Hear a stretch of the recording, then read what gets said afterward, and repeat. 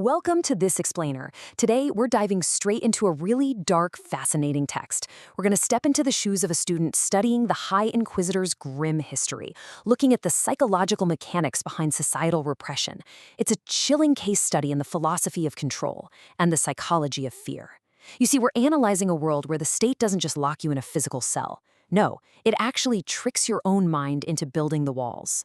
We're going to explore that profound inner struggle between creative freedom, which the text brilliantly calls the fire of imagination, and a terrifying oppressive system known as the architecture of fear. Let's get into it. Here's our syllabus for today's study.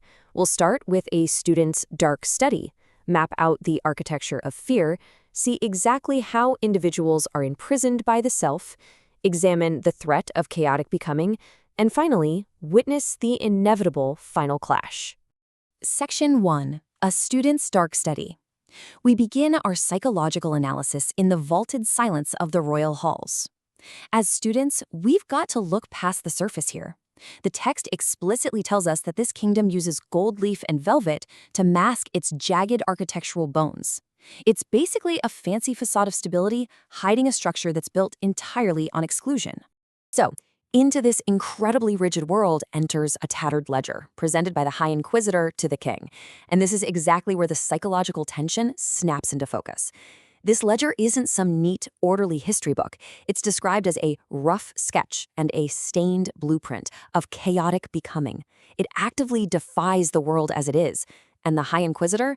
Well, his own heart is essentially a fortress built of walls of exclusion and fear.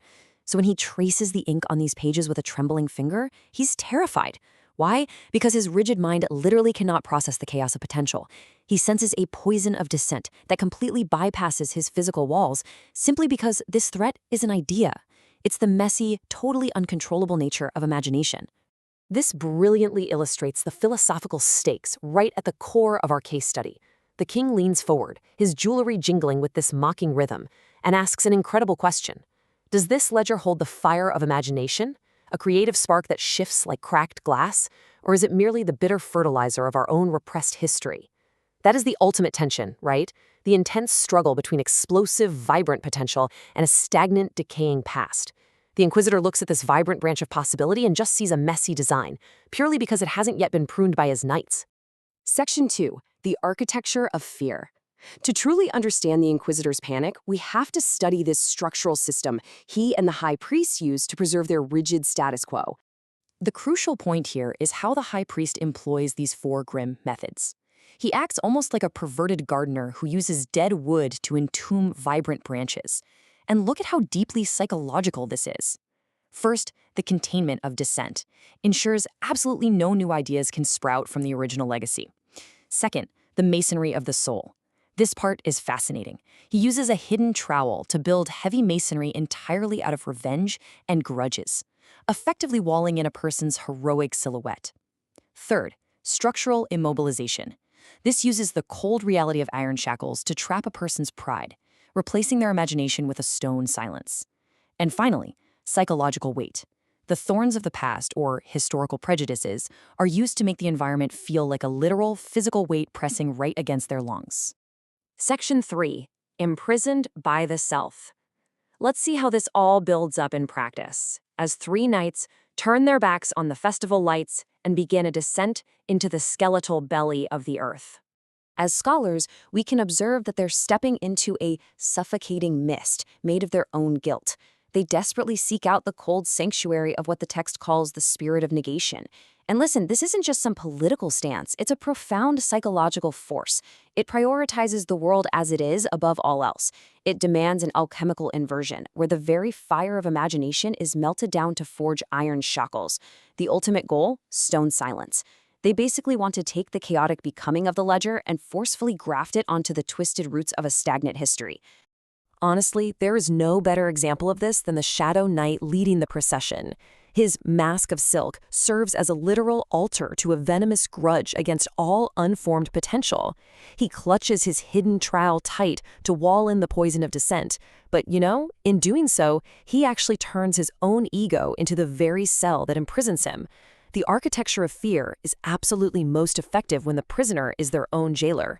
And studying this, we really have to ask ourselves, How often do we act as our own High Inquisitor, clutching a hidden trowel of darkest masonry to wall in our own unformed potential?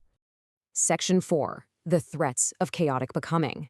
Because despite all that heavy masonry, deep within that tattered ledger, an invisible pulse of possibility absolutely refuses to be contained.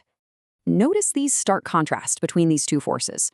On one side, we have rigid state history, twisted roots, dull lead, heavy masonry, iron shackles, and stone silence. But on the other side, we have chaotic becoming, a messy design, a vibrant branch, the fire of imagination, and a rough sketch.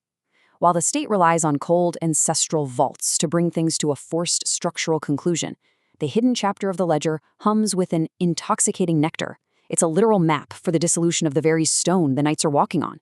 It bypasses all those walls simply because imagination cannot be chained. As a student mapping out this inner struggle, the disconnect becomes so obvious. The Inquisitor perceives the blueprint as the poison of dissent, but the reality is, it's a map of chaotic becoming. He wants a future that is a rigid, structural conclusion, but the ledger imagines a world as it could be. The knights are completely blinded by the suffocating mist of their own architecture of fear. They're totally unaware that the ink in the ledger is literally rewriting the architectural bones of the temple around them.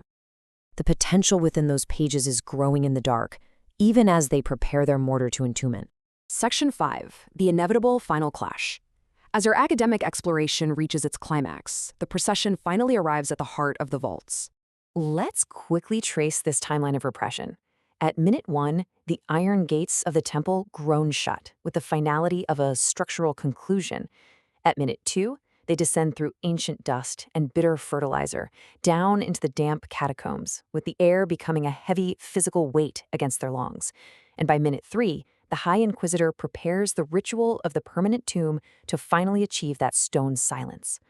This whole chronological descent represents a methodical devotion to the spirit of negation. It prioritizes the crushing physical weight of history over a volatile creative spark. But guys, here is the ultimate philosophical irony of our entire study. The High Inquisitor raises a trembling finger to command the final burial. He genuinely believes he is preserving stability through the soul's darkest masonry. Yet he's completely unaware that he's actually standing within a rough sketch of a world that is already falling apart. Underneath all of his gold leaf and velvet authority, the ledger's hidden pages threaten to turn his ancestral vaults, his permanent tomb, into a mere messy design for a future he simply cannot entomb. The clash between the spirit of negation and the ledger's pulse signals that the cold reality of iron shackles is about to meet a fire it's way too weak to contain.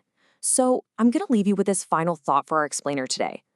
When you're faced with the messy, terrifying potential of your own future, are you building walls of exclusion in your own life to maintain a stone silence? Or are you ready to dismantle your own architecture of fear and fully embrace the chaotic becoming of your imagination? Keep studying, keep questioning, and whatever you do, never let the heavy masonry of the past wall in your potential.